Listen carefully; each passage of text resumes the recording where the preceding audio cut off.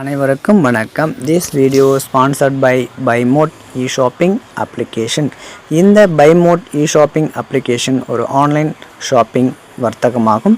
இந்த online shopping மூலமாக நம் வீட்டுக்கு தேவையான அனைத்து பொருட்களும் இந்த பைமோட் இ-ஷாப்பிங் அப்ளிகேஷன் மூலம் நீங்கள் பர்ச்சேஸ் பண்ணலாம். இந்த பைமோட் இ-ஷாப்பிங் அப்ளிகேஷன் மூலமாக நம்ம பர்ச்சேஸ் பண்ணக்கூடிய ஒவ்வொரு பொருட்களுக்கும் கேஷ்பேக்கும் ரிவார்ட் பாயிண்ட்டும் தராங்க. அந்த கேஷ்பேக்கை ரிவார்ட் பாயிண்ட்டும் வச்சுட்டு நீங்கள் உங்களுக்கு தேவையான பொருட்களை நீங்கள் பர்ச்சேஸும் செய்து கொள்ளலாம்.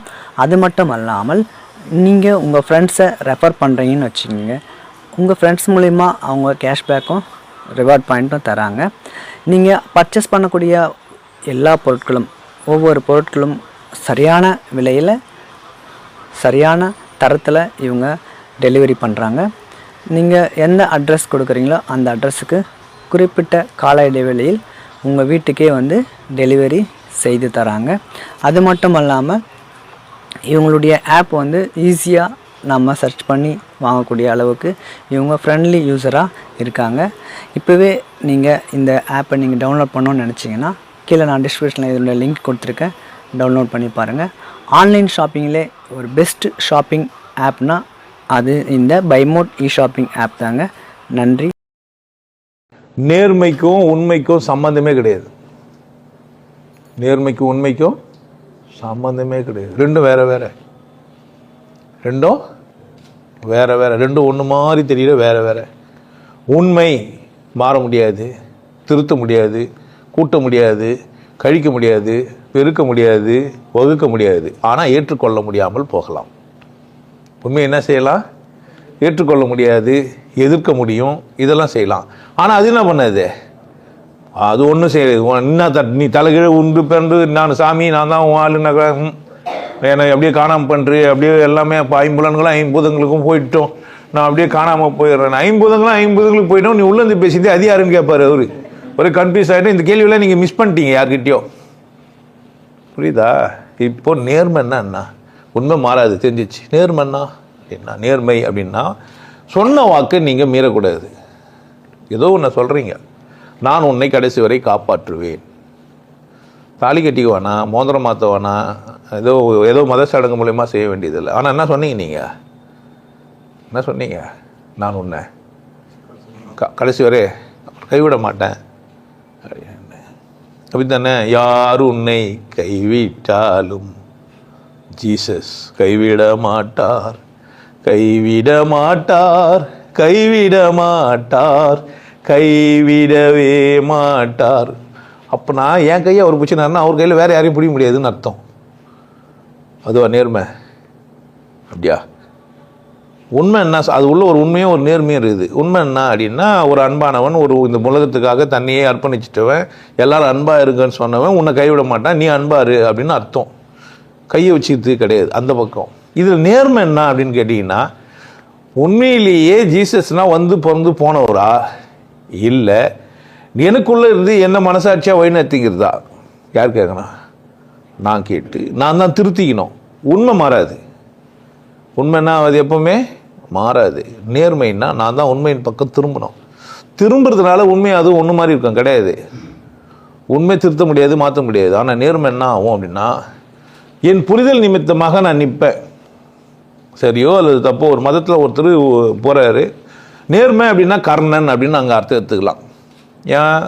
செஞ்சோற்று கடன் தீர்க்க சேராத இடம் சேர்ந்து வஞ்சத்தில் வீழ்ந்தானடி. நேர்மை நான் உன்னை கடைசி வரையும் காப்பாற்றோண்டா, நான் செத்த பேர் தான் நீ சாவுவ.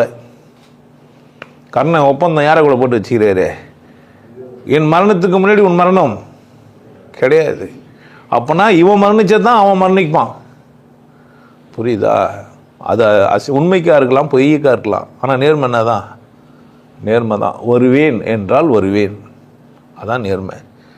காரணம்லாம் சொல்கிறது இல்லை, காரணம்லாம் சொல்கிறது இல்லை. உண்மைக்காக தன்னை மாற்றிக்கொள்வதே இல்லை. உண்மைன்னு தெரியும், காரணம் உண்மை தெரியாதா என்ன? அவன் செய்கிறது தப்புன்னு அவனுக்கு தெரியாதா என்ன? அவனுக்கு சொல்லியா என்ன? அவனுடைய தேர்வட்டியும் சொல்கிறான், டேய் நெஞ்சுக்கு வைடா குறின்றான், வைக்கலையே. ஏன்? நான் ராஜபுத்திரன், நான் ராஜா, அந்த மாதிரி. அப்போ நேர்மைன்றது நான் எதை சொல்கிறேனோ அதை என்ன பண்ணுவேன்? செய்வேன். அதை நான் மாற்றிங்கன்னா அதையும் சொல்லுவேன், இந்த காரணத்துக்காக நான் மாற்றிட்டேன், எனக்கு இப்படி புரிஞ்சதுனால இப்போ என்னன்ட்டேன் நான் மாட்டேன். நான் அன்றைக்கி சைவம் தான் சரின்னு நினச்சிருந்தேன். சைவம்னா சாப்பாட்டில் கறிமீன்லாம் சாப்பிடுவேன்னு நினச்சேன். நெல்லும் உன்னோட உயிரோட உடம்பு தான் எனக்கு புரிஞ்சிச்சு. அதனால் எதை கொடுத்தாலும் சாப்பிடுவேன். பேய் போல் திரிந்து பிணம் போல் வாழ்ந்து அப்படின்னா நாய் போல் தின்று அப்படின்னா எதை கொடுத்தாலும் நாய்க்கு என்ன தெரியாது? நல்ல சொர கெட்ட சொரான்னு திட்டிட்டு போட்டாங்களா திட்டாமல் போடுறாங்களான்னு தெரியாது. அது மாதிரி எனக்கு பசி, எனக்கு கடவுள் இதுதான் சந்தர்ப்பம் கொடுத்துக்கிறாரு. நான் என்ன பண்ணுவேன்? போன வாரம் கூட சொல்லியிருந்தேன், எல்லா சூழ்நிலையும் எனக்கு சாதகமாகுதுன்னா ஆளாளுக்கு சூழ்நிலை வேறு வேறு. அடுத்தவனை பார்த்து நான் வாழ முடியவே முடியாது. எல்லாம் ஏரியில் சூத்து கவுறாங்கன்னா நானும் போய் கவுலாமா என்ன? அவன் பேண்ட்டு கவுறான், நீ ஏன் கவுனா? எல்லாம் செட்டி கட்டின்னு கவுறாங்க சார், நானும் போய் கவுறேன்றிய நியாயமா இது? நம்ம அசிங்கப்பிடிச்ச பசங்க என்ன பண்ண முடியாது? எல்லாம் சூத்து கவுறாங்க, நானா பண்ணுவேன்? ஏரியை பார்த்தா சூத்து கவனம் பொழுதுன்னு நினச்சிட்டிங்கன்னா என்ன தப்பு? யார் தப்பு? அவங்க நிறைய சாமியார்கள்லாம் இப்படி தான் செஞ்சுட்டு போயிடறானுங்க. அதனால தான் உங்கள் பிரச்சனை. இன்னைக்கு எனக்கு என்னை பார்த்தா நீங்கள் சாமியார்னு சொல்லுவீங்க. எதுவும் மாலைகளை போட்டு உட்காந்து பேசிக்கிறதால வெளியே போனால் உங்களுக்கு சாமியார்னா நான் வேறு மாதிரி நினச்சேன், நீங்கள் எப்படி இருக்கிறீங்களே? புரியுதா? நேர்மை என்னன்னா, எனக்கு புரிஞ்சிருக்குது, என் வாழ்க்கையை நான் வாழ்ந்துன்னு இருக்கிறேன். பிரித்தியார் என்னை எப்படி வரையறுத்தாலும் அது யார் இஷ்டம்? அவர் இஷ்டம். ஆனால் நான் எப்படி வாழ்வேன்? நான் எல்லாருக்கும் நல்லவனாக தான் இருப்பேன், எல்லாரும் நல்லா இருக்கணும்னு தான் நினைப்பேன். அதில் நான் இறுதியாகவும் உறுதியாகவும் இருப்பேன். அது பேர் என்ன? நேர்மை. ஆனால் சிலர் மட்டமானவன் மடையனுக்கெல்லாம் நீ நேர்மையாக இருக்க வேண்டியதில்லை, அவங்களாம் அழியணும்னு நீ நினைக்கணும். அதான் உண்மை. ஆனால் நேர்மைக்கு உண்மைக்கு எவ்வளோ முரண்பாடுது தெரியுதா? நேர்மைக்கு உண்மைக்கும் ரொம்ப தூரம், ரெண்டு சம்பந்தமே இல்லாமல் விலகி இருக்குது. நீங்கள் நேர்மையானவர்னா பேசலாம் தானே, எதிராளிகிட்ட பேசலாம் தானே, என்ன காரணம்? யாருன்னா நேர்மையாயிட்டான்னா வந்துடுவான். இங்கே எந்த பிரச்சனையும் என்ன பண்ணலாம்? இங்கே வந்து நேர்மையான மனிதர்கள் முரண்பாடாக இருந்தாலும் என்ன பண்ணலாம்? முரண்பாடுன்றது இயல்பானது, எல்லாருக்கும் தோன்றும். எல்லோரும் அப்படியே பர்ஃபெக்டெல்லாம் யாராலையும் இருக்க முடியவே முடியாது. பர்ஃபெக்ட்னு ஒரு வார்த்தை எதுக்குமே பொருந்தாது, எதுக்குமே பொருந்தாது. இது பர்ஃபெக்டாக இருந்தால் கதை கஞ்சல், நம்ம கதை சவுல் மாதிரி ஆகிட்டு இருக்கோம். ஆல்மா சோறு பேசி சாப்பிட முடியாது, ஊட்டிக்க முடியாது. தனித்தனியாக இருந்தால் தான் என்ன ஆச்சு? ஊட்ட முடியுது. இல்லைன்னா எல்லாம் ஒன்றா இருந்தால் என்ன இருக்கான்? பிடிக்க முடியும்னு நினைக்கிறீங்க? அதனால் அதெல்லாம் சாத்தியம் இல்லை. இப்போ நேர்மைன்றது உனக்குள்ளே நீ என்ன சொல்கிறியோ அதை செய்யணும். செய்ய முடியலன்னா செய்ய முடியலன்னு சொல்லணும். மாற்றிக்கினா இன்ன காரணத்துக்காக மாற்றிக்கினேன். நான் உன்னோட ஒப்பந்தம் பட்டு வாழ்ந்தேன், கணவனோ அல்லது மனைவியோ. ஆனால் நீ இது வரைக்கும் இப்படி இருந்தால் இப்போ இப்படி இரு, என்னால் என்ன பண்ண முடியல, ஒத்து போக முடியல, பிரிஞ்சிடலாம். அதான் நேர்மை, அதான் நேர்மை. உண்மை என்னன்னா, ரெண்டு ஒத்து வராத ஒன்று சேர்ந்து இருக்காதுன்றது தான் உண்மை. ரெண்டு ஒத்து வராத ஒன்று சேர்ந்து இருக்காதுன்றது உண்மை. ஆனால் நேர்மை ரெண்டு ஒத்து வராத ஒன்றும் கூட ஒன்று அட்ஜஸ்ட் பண்ணி புரிஞ்சுக்கணும், வாழ முடியும். என்ன பண்ணலான்னா, உறவில் ஒன்றா தூரம் இருந்திருக்கலாம், வேறு மாதிரியான அட்டாச்மெண்ட்லாம் குறைஞ்சிருக்கலாம். ஆனால் என்ன பண்ண முடியும்? ரெண்டுமே வாழ முடியும். அப்போ உண்மைக்கும் நேர்மைக்கும் நிறைய முரண்பாடுகள் இருக்குது, வித்தியாசம் இருக்குது. என்னன்னா, நேர்மை உண்மையாகவே ஆகிடும். ஏன் அங்கே போய் நிற்கும்? அது நேர்மையாகவே இருந்தா, நான் நேராக இருக்க போகிறேன், உங்களை நீங்களே நேர்மையாக்குறீங்க. நான் சரியாக சாப்பிட்டேன்னா, நான் சரியாக தூங்குறேன்னா, நான் சரியாக வாழ்கிறேன்னான்னு உங்களை கேட்டுனே போனால் சாப்பாட்டில் பேதம் பார்க்க மாட்டீங்க, தூக்கத்தில் பேதம் பார்க்க மாட்டீங்க, பழக பேதம் பார்க்க மாட்டீங்க. எல்லாருக்கூடவா எங்கே தான் போய் நிற்பீங்க நேர்மையாக இருந்தீங்கன்னா? நேர்மை தான் உண்மையை சந்திக்கிறதுக்கான சந்தர்ப்பத்தை தரும். நீ சும்மா நேர்மையாகவே இல்லாத ஒருத்தன் உண்மையை பற்றி பேசுறது இதுவே தப்பு தான். அதுதான் சொல்ல வரேன் நான். நீ முதலில் நேர்மையானவனா, அனுபவித்தவனா, நீ புரிந்து கொண்டவனா, பொய் சொல்லலாம் தானே இன்னொருத்தர்கிட்ட புரியாமே புரிஞ்ச மாதிரி. ஐயோ நானா காலையில் 4 மணிக்கு எழுந்துப்பேன்னு சொல்லலாம், ஏன்னா வரமாட்டாங்கன்ட்டு. 3:50 வரவன் ஒருத்தன் வந்துட்டான்னா என்ன பண்ணுவேன்? அதாங்க எனக்கு நல்லா புரிஞ்சிச்சு. புரிஞ்சதெல்லாம் கணக்கு கிடையாது, அவர் சொல்கிறாரு தான், நான் அதை ஒத்துக்கினேங்க, அதான் என் நேர்மை. ஒத்துக்கினேன், தப்பு இல்லை, அதான் நேர்மை. ஒத்துக்கினேன்னு மட்டும்தான் சொல்லணுமே தவிர நீங்கள் என்ன சொல்லக்கூடாது, நீங்களும் சேர்ந்து அதான்னு சொல்லக்கூடாது. ஏன்?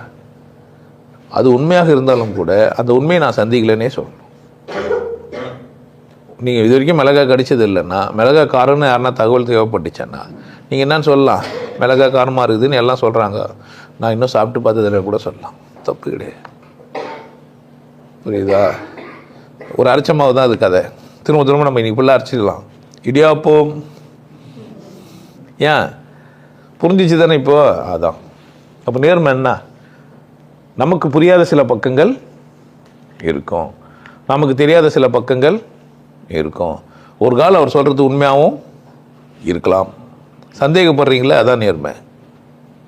நம்புறீங்கல்ல? அதான் நேர்மை. சந்தேகம் அல்லது நம்பிக்கை இருக்கிறது பேர் நேர்மை. உண்மைன்றது சந்தேகமும் படாது. புரியுதா? உண்மைக்கிட்ட போய் கேள்வி கேட்டால் அது நேர்மையாக பதில் சொன்னால் நீங்கள் தான் தாங்க முடியாது. ஏன்னா இந்த கேள்வி கேட்டோன்னு வராயிடும் உங்களுக்கு.